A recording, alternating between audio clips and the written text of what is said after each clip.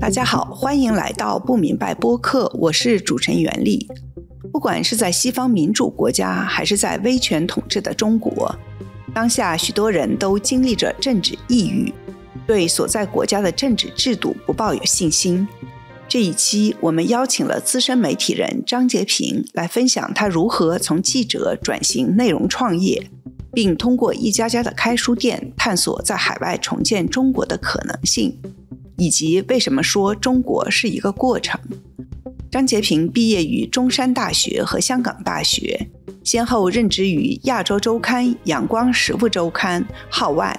他是端传媒的创始主编，后来创办了去中心化的内容创作与讨论平台 Matters。 他在疫情期间在台北创办了一个名叫飞地的独立书店，这个中文书店目前已经开到了泰国清迈，并准备在世界其他城市开设分店。他现在是哈佛大学尼曼学者。洁平你好，你能不能先讲一下你为什么跳出了记者的身份开始创业，而且做了几个非常不同的创业项目，就比如说 Matters 和飞地。我觉得他们共同的特点是链接，另一个共同的特点是不赚钱。对，我觉得是我自己也常常在想这个问题。我是2006年开始做记者，然后一直到2018年自己开始创业做 Matters， 然后和后来的其他的项目跟公司，不管是记者还是编辑还是主编，大概持续了有12年左右的时间。其实离开就是新闻的一线，在当时不是一个计划的那么清晰的事情。当我后来总结的时候，我当时一个很大的困惑的来源，当我开始在端传媒做这个比较管理的职位的时候，我就开始意识到新闻业本身的困境不只是新闻业自己可以解决的。我们在做很多事情之所以这么难，并不只是因为记者的手艺落伍了，记者没有办法拍视频，记者没有办法剪成15秒钟的短片，并不只是因为这样，而是一个新闻行业能够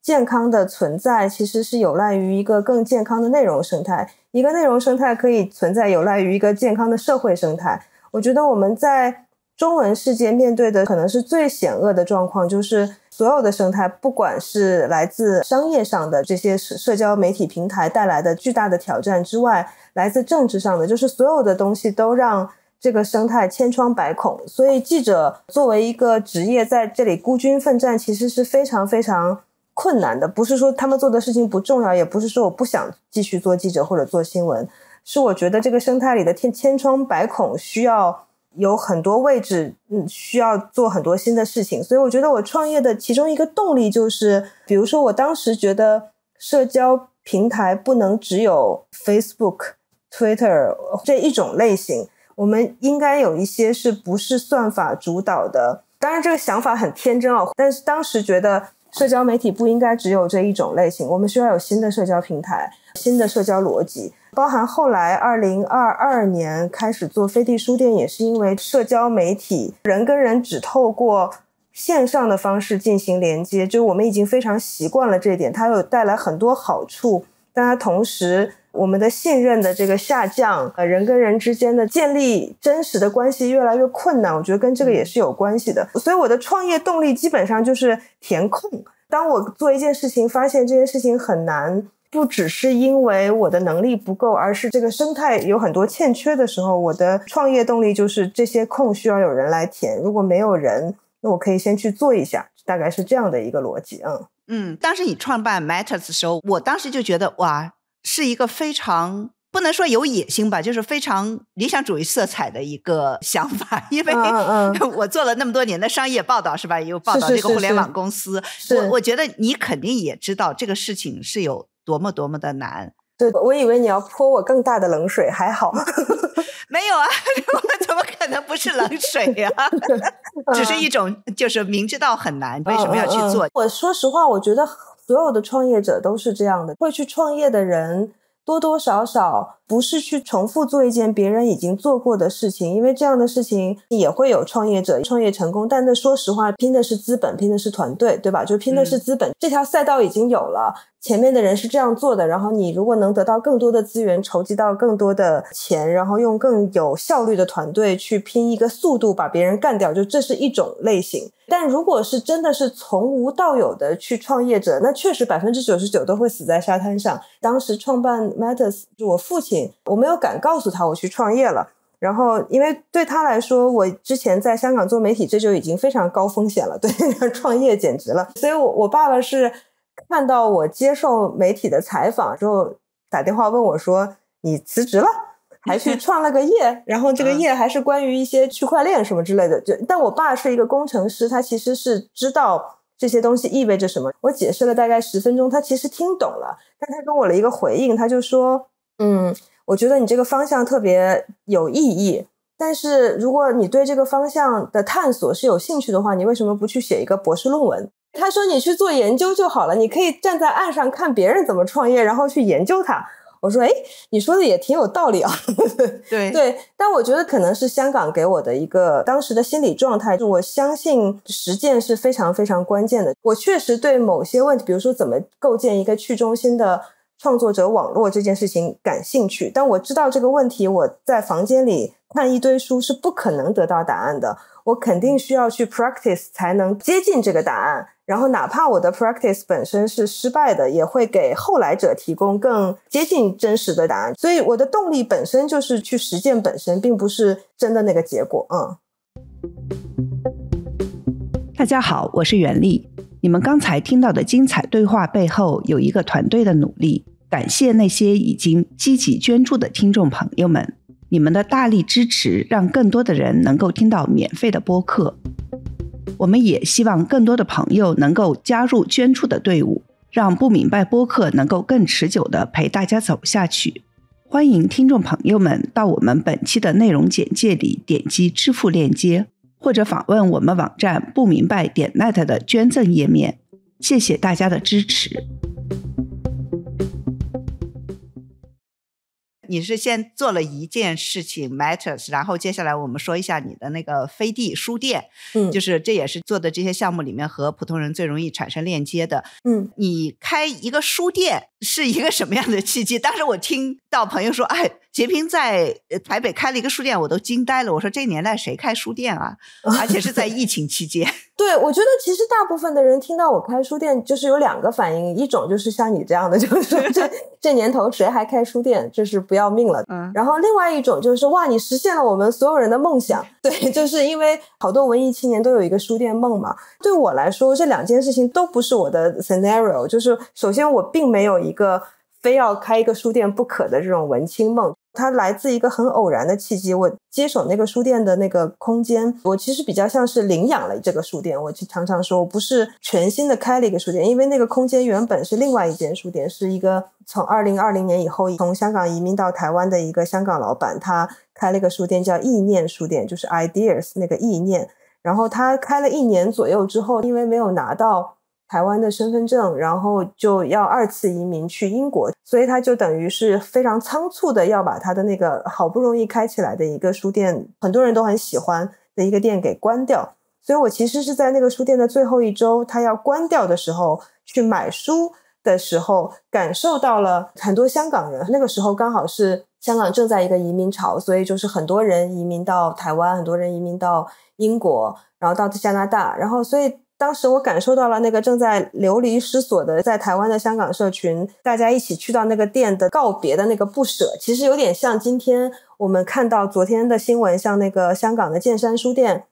在关门的时候很多人去告别的那个不舍。就说实话，如果香港的环境不是今天这样，一定会有人把剑山书店那个位置接下来。当然如果香港环境不是今天这样，也不会关门。所以对我来说当时就是非常自然的，你觉得这个地方有这个需求，然后我觉得我的创业的经历有帮助我，当这个事情是有需求的表示它是一个可以做的生意，所以我觉得有需求，那我和很多人一样不舍得这件事情的关门，那不然把它领养下来试试看。所以我把这个空间租下来，然后重新让这个书店开起来。这个过程虽然是很冲动的一个过程，可能2天左右就做了这个决定，但回头就是觉得那个需求这件事情是很根本的，它不是我的需求，因为它不是一个我自己的所谓的理想或者是梦想，它是一个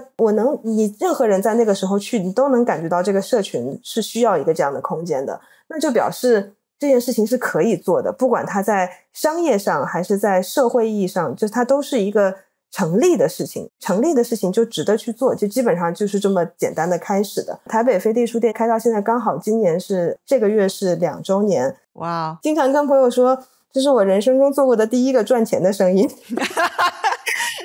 好吧，我知道你赚了多少钱，就是你也好意思说你是赚钱的生意。至少没亏。然后重点是所有人都惊呆了，首先书店能赚钱这件事情就大家惊呆，然后其次你之前还做了啥竟然都不赚钱。跟大家再说一下，因为你有很多就是特别好的想法，你的这个飞地后来也开的不止在台北，然后也开到别的地方，你叫飞地共和国，然后你的会员又叫公民，你能不能说一下奇特的大脑里面飞地是一个什么样子的概念？我觉得我做所有的大部分的事情，其实这些东西都是长出来的，不是一个一开始在脑子里有一个完整的乌托邦的图景。我并不是那种就是像做城市规划一样，你脑子里有一个 master plan， 然后就是一个一个去落实它，这些东西是逐渐生长起来的。飞地这个精神是非常核心的，一开始我接手了这个空间，要让它重新开张的时候，我知道我要另外取一个名字，因为它不可能再是意念书店，因为已经换了老板了，它会是一个我想要的新的样子。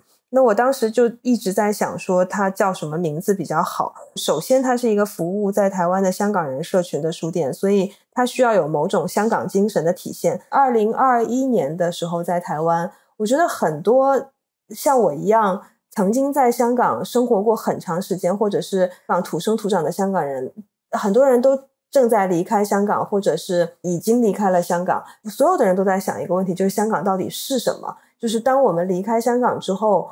我们很多人都觉得很不舍那个过去的香港到底意味着什么。当我们说我们要在我们自己的身上，我们未来的生命里活出某一种香港的样子的时候，那到底指的是什么意思？大家都在面对这个可以说是某种哀悼香港的过程中，在体会它到底意味着什么。对我来说，香港的含义跟很多土生土长的香港人不太一样，因为那个养育我长大的香港就是一个像飞地一样的香港。就飞地是一个在人文地理学上是一个概念，属于某一个地方，它又不完全属于这个地方。就香港就是这样，它的主权属于中国，但是它在文化上是一个连接中国跟世界，是一个连接中国大陆跟东南亚跟台湾跟好多好多地方的一个窗口。那这样的一种非常独特的流动的空间，港口的这个空间是香港的核心的气质，然后不只是被中国大陆的这种思潮文化所养育长大，我是一个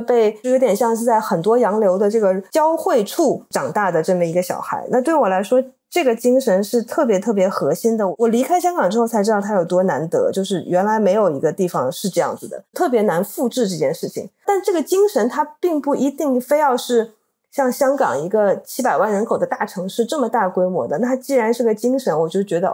那我开个书店，对吧？我在台北经营一个面向香港人社群的书店，它也是一个小小的飞地，就它是一个在台北文化上又不完全属于台北，它物理上在这里，但它文化上可以辐射很多的地方，它可以关照到香港，它可以关照到中国，它关照到很多其他的华语社群。飞地这个精神就是一个我特别希望用书店作为一个载体去体现的东西。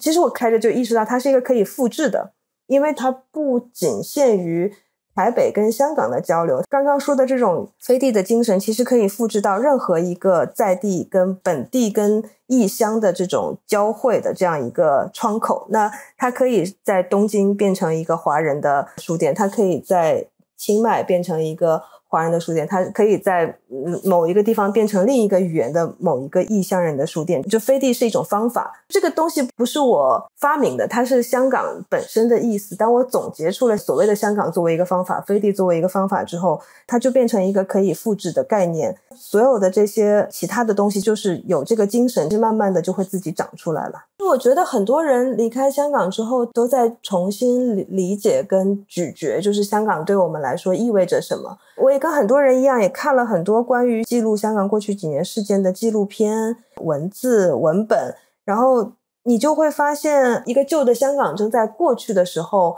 就会有很多对它盖棺论定的这个叙述。然后我对着那些纪录片也好，书也好，我有很多的感动，但我同时觉得那不完全是我认识的香港。我当时在脸书上写了一句话叫，我觉得死亡是一种巨大的独裁。当我们面对一个大家都认为他已经逝去的人或者对象的时候，我们对他的叙事好像就只剩下那个墓志铭。它当然是真实的，但是它非常的单一，就是死亡把一个人或者一件事情的所有的复杂性、丰富性压缩成一张纸，一个很简单的叙事。如果我们认为香港是一种精神，它不会轻易的死去的话，突破这个独裁的最好的方式就是你得让它在很多很多个地方继续活着。活着的意思就是你去恢复它的多样性，恢复它的丰富，恢复它的那个复杂性。那对我来说，飞地是它其中一个 layer，必须要去恢复的东西。对，一个层次。你能说一下，就是飞地共和国还有公民，你的会员会给他们发一本护照，这个都是很有意思。但是另一方面，有些人也觉得哇，你的胆子好大，为什么敢这么说自己的书店？哦，对对对，我觉得这个真的好奇怪，我这个完全是一个营销概念。当有人跟我说哇，看到飞地共和国的时候，觉得是个政治概念的时候，我整个人都惊呆了。对我来说，这个来源是这样的，就是飞地是个书店嘛，我很认真的在想，我们的零售要占我们的收入的多少，房租什么要占多少，就是我就在算哪些地方能是我们的利润，然后算来算去，只靠零售是不行的，然后必须得发展会员制。我们应该把我们比较忠实的读者，然后慢慢的发展成你的长期会员，就像诚品、像鸟屋，所有的这些书店成功的经营的例子都是这样的。好，飞地也要做自己的会员。飞地会员叫啥呢？很自然的在想，飞地是一个地理概念，所以护照，对吧？其实是由这个想象来的。那飞地，我们可以把我们的会员卡叫做护照，所以我们就真的把它打印成了一个护照的样子。然后既然是护照嘛，那就是飞地共和国。所以其实是这样来的。我以前很喜欢一个概念叫文学共和国，我最初是从香港作家陈冠中那里听到。那当然王德威也讲过，马来西亚有个作家叫黄锦树，甚至写过一本书这个标题。对，我觉得文学共和国是一个很多文学人都知道的概念，就像电影共和国一样，音乐也是一样，就是在某一个这个创作的领域，现实的国界、现实的种族族群是不重要的，大家在这样一个文学的世界里边，我们是同一个世界的人。那飞地是一个文化概念，所以在这个文化的世界里，我们是同一个地方的人，不管你是现实中在现代民族国家的疆界你是哪里的。所以我的那个共和国完全是这个脉络下来。我当现实中间把这个护照印出来和那个飞地共和国的 slogan 贴在墙上的时候，我就发现大家的反应让我很惊讶，大家真的觉得这是一个很政治化的东西，我才觉得我们可能对政治的理解太狭隘了。对，这是很难免的，因为大家一想到共和国和公民就肯定很政治的这种的一种概念。讲一下这个活动吧，就是你能不能说一下为什么做那么多活动？对，比如说台北飞地书店，就大家如果有机会去的话，就会发现它是一个非常非常非常小的空间，但是发生了差不多有100场活动。至少对我来说，它不只是一个卖书的地方，书店是一个人跟人相遇的地方，你也可以说人跟人连接的地方。这是我做这个书店的原因，这也是我希望这个空间长成的样子。但是人跟人的连接也好，人跟人的相遇也好，它就会倒过来，就是什么样的人和什么样的人怎么样的相遇。那为什么是书店而不是咖啡厅，不是茶餐厅，不是电影院？就是因为书本来就是一个特别好的去筛选同道中人的一个媒介。当大家走进书店，然后两个人都伸出手想去拿书架上的同一本书的时候，你们两个就知道你们都是同一个话题的读者。然后当30-50个人走进一个空间，挤在一个空间里去听同一个讲者的讲座，然后接下来去给他签名他的书的时候，当一个讲座发生的时候，它有很多个关系在发生。一方面是讲者或者作者跟他的读者之间在发生交流，但另一个发生的是读者跟读者之间。你就会发现，我是一个台湾人，但是我进来听一个香港主题的讲座，然后我就跟同样来听这个讲座的香港读者认识了，这个认识可能是先就是看个脸熟，然后2-3个人参加了3-4次讲座之后发现，怎么老是你，他们可能就真的认识了。我觉得这样的相遇对我来说是我做这样的空间的原因。就事实上飞地书店发生过很多，我们谈恋爱的人都出现了很多对对，这个链接是非常深刻的。是的是的是的是的。有一些听众可能知道，我前一阵子纽约时报写了一篇专栏，就叫他们在海外重建中国，是吧？你是作为其中一个比较主要的人物出现的。中国的公民社会是通过一间一间书店来发生的，但是放在一个更大的图景下面，在海外重建中国这个概念对你来说，海外在清迈、东京、阿姆斯特丹筹备的这样的书店和中国的公民社会或者是重建中国的这个概念有什么关系呢？我觉得这个概念是挺好的一个概念，它就像我提出我自己在好像搞笑一样的印一本飞地护照或者飞地共和国一样，我觉得本身它是一个很有趣的能打开很多想象空间的概念，但是它就在现实政治中间，它好像总是容易被狭隘的理解。如果我们认真说的话，就重建中国这4个字有点像我刚刚说，如果说死亡是一种很大的独裁，它垄断了香港的故事，就香港好像只剩下1种或者2种故事了一样。那我觉得今天的中国虽然当然它不会死亡，它没有死亡，它一直是一个一直在进行，而且以后还是会进行的这样一个过程，但是我们有很多的力量，有很多政治力量让它只剩下1种叙事，并不是我们每个人真实生活在其中的中国作为一个动态的社会的正在进行中的中国。我觉得每一个人都应该在自己身上重建中国，这是一个本来就应该做的事情，非常非常自然的。就算说讲好中国故事，我们从来都不是只有一个故事，就是我们有非常非常多的故事，应该每一个人都讲好自己版本的故事，然后这些故事流动在一起，这些故事的碰撞相遇，它才是一个动态的中国的样子。这个是所谓的重建中国的含义，它一定是从社会跟文化这个面向去出发的，因为这才是自下而上的最真实的一个状态。比如说大家去飞地书店和自己的这种中国故事之间是一个什么关系呢？你能说得更具体一点吗？我自己很喜欢的人类学家萧凤霞，还有他的同事程美宝，一个历史学家，他们在我刚开始当记者的2006年，当时采访他们的时候，他们就跟我说了一句话，叫中国是一个过程。我觉得这个概念对我的影响是非常的深的，就我开始意识到说，我们活在一个正在进行的历史当中，它是一个过程，所以说我们每个人其实在里边做点什么都是能够带来一些影响跟改变的。书店是一个非常非常小的，现实中它极其不起眼，它搞个活动也就30-40个人，然后它一年就算搞100场活动，就算不重复，你按照一个网站来说，它的流量它的影响力远远不能跟绝大多数大的网络平台或者是任何的这个政治实体或者是社会公司实体来比。但我觉得规模大小其实不是问题，问题就是在这样的一个空间里边所连接起来的这些人，他们进来书店也好，他们来参与这些活动也好，实际上就是说我们每一个人都可以在这个其中贡献，是不是？就是中国究竟最后变成什么样子，其实每一个人都可以通过自己的所作所为所言什么的，就是可以去在其中去塑造中国最后变成什么样子。那书店也是帮助大家去思考，其实就是我们那天说的一个 agency， 大家从这个读书中间，从参加活动中间重新获得一种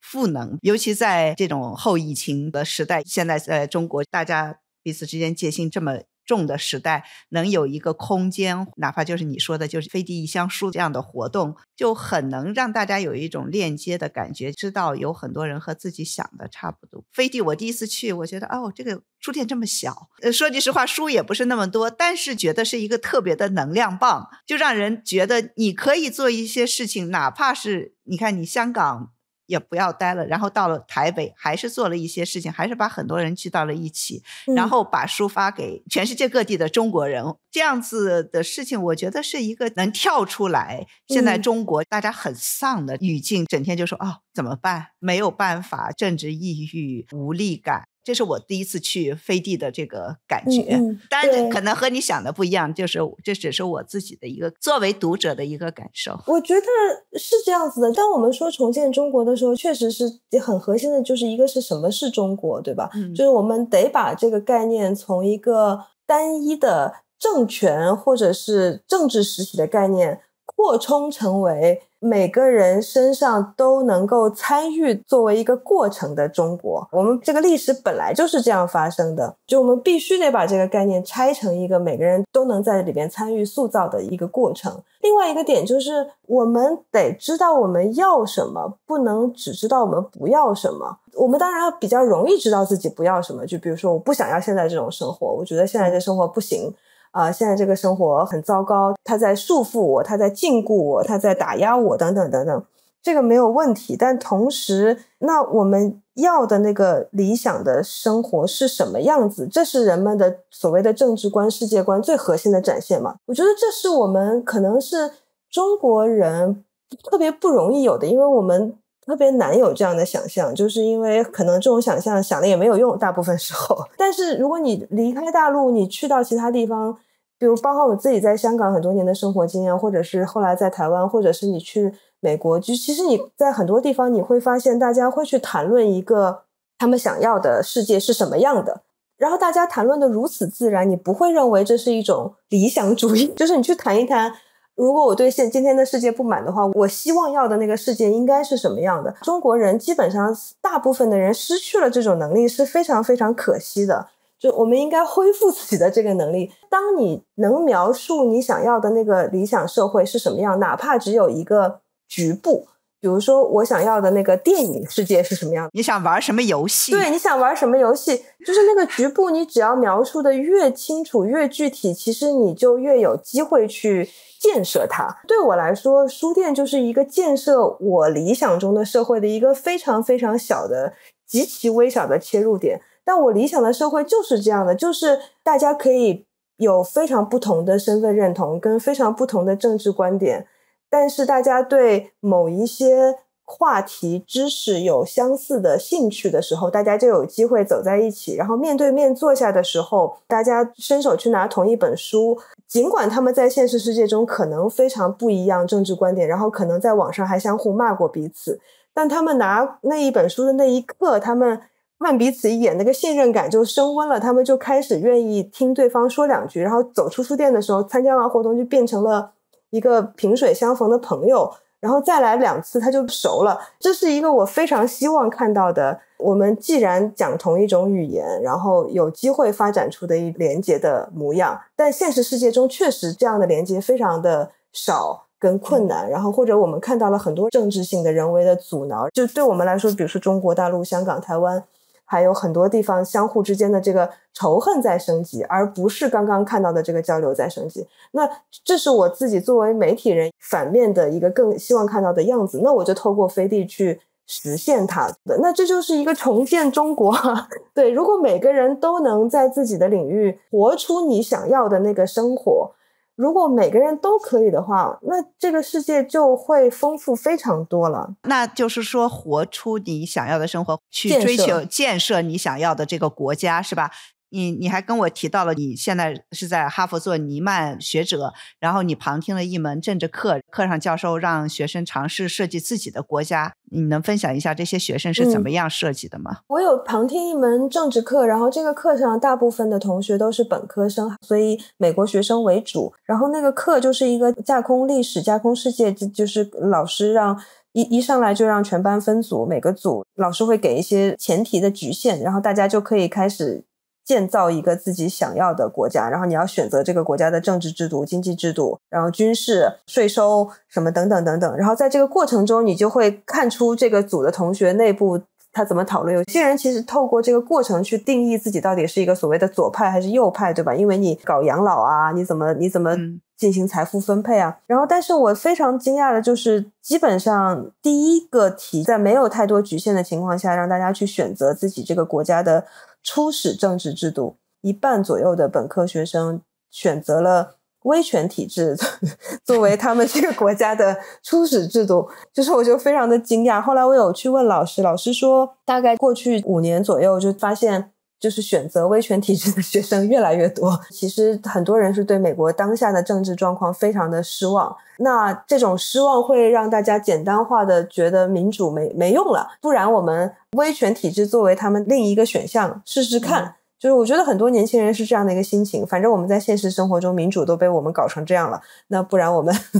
在课上搞一个威权体制试试看。对，我还挺震惊的。那作为一个在身体力行通过自己的行动去重塑中国，我不知道你是怎么想到，就是肯定不是一个威权体制的这样子。对我自己的那个就是初始设定肯定是民主，因为民主对我来说也是另一个选择嘛，我毕竟没有真的在民主制度中间生活过。这样的一个课或者这样的一个游戏，这样的一个互动的这个过程，其实是让每个人都知道没有哪一个选项是完全完美的，没有哪个选项是静态的。那当然没有哪个选项是放在那里就一蹴而就，然后就万事大吉了的。其实就像美国同学他也许低估了威权体制带来的后续的一大堆的东西一样，我们很多人也可能会高估民主，但我觉得那个重点就是它是个过程。所以当我选择民主的时候，或者是当我说我想在书店重建某一种我的范围内的那个中国的时候，我是把民主也好自由也好当成一个实践的，就当成一个练习，它是一个动态的，它不是一个被给定的一个制度安排，它是一个就是我们每一天的日常生活里边都要去练习的事情。我要练习让这个书店的包容性可以足够的大到不同观点的人走进来依然有机会能够形成交流，就是这个是我想要的那个样子，这个是我理解的民主这回事情了。可能会有一些人就说你就是想要建立你自己心目中的中国，你想要重建中国，但是你人是在国外的，你在国外做的这些事情和中国正在发生和将要发生的事情中间有什么联系，或者说你希望你做的事情能产生什么样的影响吧。就我不是一个策略性的思考去说现在这个宏观政治需要 A B C D E， 然后我来做其中的 A， 然后我的 A 一定要产生一个结果对宏观产生影响。对我来说那个是从自己的这个领域出发，我觉得我的这个进路比较像这个所谓的个人级政治吧。在我的这个领域，我在我能力所及的范围内，在我实践的所有的范围内，我要去实践我所相信的理念。然后在这个意义上，我觉得人在中国跟不在中国没有那么重要，你在不在中国跟你在不在场不是同一件事情。有很多人物理上在中国，或者物理上在他所在的那个国家，但他一点也不关心这个国家，对吧？他完全是个去政治化的状态。那也有很多人是不在这里，但就是物理上不在，但今天我们毕竟有非常多的现实手段，透过网上或者技术上任何的连接，你物理上不在场不见得你的关怀不在场。它当然有很多遗憾，不管你选择哪个场域，你在你的场域里把你相信的理念活出来本身是最重要的事情。对啊，我们还要说就是说有一些人吧，比如说对现在的习近平政权失望，觉得经济下行了，中共撑不了2年了。我们2个人在中国和海外都遇到了不少这样的人，我特别想知道你怎么来看这些人或者这些想法对于重建中国或者是建设新中国的这个努力有什么样的影响？因为这些人真的还很多人是很聪明的人，也是很有学问的人，或者也很有影响力的人。对，是我遇到过很多这样的人。前2天我们还在聊嘛，大概10几年前吧，在香港曾经一份工作的媒体，我的那个老板就天天把这个我看最多还有2年挂在嘴上，就是真的这句话到现在我都能想象得出他的这个口音跟语调，就我看最多还有2年，我最近刚听好几个人说过。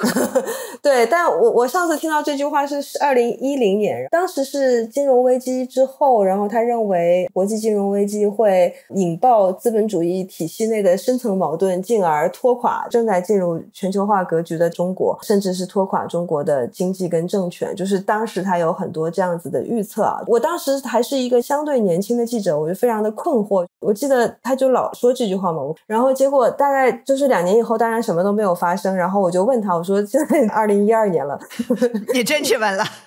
我问了，然后他说他就开始找补我的2年是从什么时候开始算的，就总之现在还没到呢，还有1年半。我说行，实际上的结果就是我们的那个媒体2年就先倒了。跟这个老板的相处是给我上了很重要的一课，就他把他所有的精气神都寄托在了一个想象中的未来，就是那个2年以后的未来。所以他其实是从今天离开了，他把他所有的精力养精蓄锐都为了那个2年后做准备，然后他放弃了今天的努力。所以当那个2年之后，或者2年再2年，2年再2年再2年，然后他想象中的未来都没有到达的时候，他今天的任何事情他都做不下去，而且就是他跟现实的关系就变得非常的脱节，那个想象中的未来又没有到达，他就变成了一个卡在一个虚幻的未来中间的这么一个状态，他在现实中也失去了影响力，然后他那个未来也没有到达。当我们在讲这句话的时候，我相信很多人脑子里都会浮现出很多人，对，就是这是非常 sad 的一件事情。他跟我刚刚说的你去想象一个未来并且把它在今天活出来是不一样的。重点是你如果想象的那个未来是某种今天马上就要完蛋了，3年就完蛋了，5年就完蛋了，你这样讲话好像很泄愤，但是它实际上此时此刻你就不在场了，对，你还有机会做点事情的这个现实里边你离开了，你在那儿等着未来的某一天，我觉得这是最糟糕的一种状态。对，我就是在东京的时候问了几个中国来的年轻人，他们都参加了白纸运动，也是非常的活跃。我是说如果共产党永远不倒台你们怎么办？当时空气就突然就停顿了，有好几秒钟他们都没有人说话。但是后来也有一个年轻人他说的也挺好的，他说他们当然是希望在这种抗争中给自己一些希望，而且呢他们现在做的这些事情是给自己一个公民训练，让自己做准备。他说你总得在那一天来的时候到来的时候，你知道怎么 behave yourself， 你知道你想要的是什么，你想要做的是什么，你怎么做才是一个真正的好的公民。我就觉得我当时听的就特别的感动，他们也知道他们做的事情不见得是有结果的，是吧？但是他们就愿意去做，他们觉得做本身就是很有意义的。是的，我觉得这是最让人有希望的一种做法。我以前比较害怕用像希望这种词，就是显得特别鸡汤，但我现在越来越觉得就是希望跟那种盲目的乐观是特别不一样的。人需要让自己有希望，而且这个希望是很真实的。希望意味着我们知道我们做的事情对我们自己所关心的人关心的事情是有意义的，并且是能够保护、照顾、接住、帮助我们所关心的人的。但同时我们也可能会面对我们做了这些所有的事情，最后的结果依然不像我们想象的那样，这样的结果我们是要接受的。但是在这个过程中，我觉得人是不会失去希望的，因为这是个过程，都不用讲这么复杂。就是当年那谁说的那句话，功成不必在我，成功必不唐捐。